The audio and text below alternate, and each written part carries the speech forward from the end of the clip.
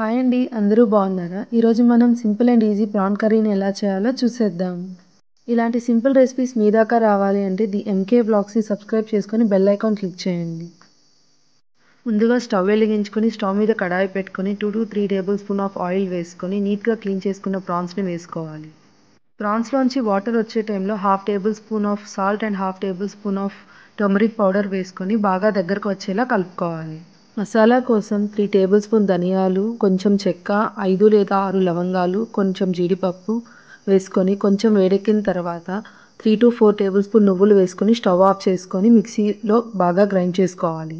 Stove మీద కడాయి పెట్టుకొని 3 to 4 table spoon oil వేసుకొని సన్నగా తరిగిన ఉల్లిపాయ ముక్కలు, సన్నగా తరిగిన టమాటా ముక్కలు, ఇంకా పచ్చిమిర్చి ముక్కలను వేసుకొని బాగా కలుపుకొని గోల్డెన్ బ్రౌన్ కలర్ వచ్చిన తర్వాత 1/2 టేబుల్ స్పూన్ జింజర్ గార్లిక్ పేస్ట్ని వేసుకొని పచ్చివాసన పోయే వరకు వేయించుకోవాలి. ఇప్పుడు ముందుగా ఫ్రై చేసి పెట్టుకున్న ప్రాన్స్ని వేసుకొని బాగా కలుపుకొని 1/2 గ్లాస్ ఆఫ్ వాటర్ వేసుకొని 2 to 3 టేబుల్ స్పూన్ ఆఫ్ కారం వేసుకొని బాగా కలుపుకొని దగ్గరికి వచ్చిన తర్వాత ముందుగా పేస్ట్ చేసి పెట్టుకున్న మసాలాని వేసుకొని బాగా కలుపుకొని కొంచెం వాటర్ వేసుకొని మసాలా ఉడికి పచ్చివాసన పోయే వరకు బాగా వేగనించి కరివేపాకు, కొత్తిమీర చల్లుకొని వేడివేడిగా సర్వ్ చేసుకుంటే యమ్మీ and tasty prawn curry ready అయిపోయింది.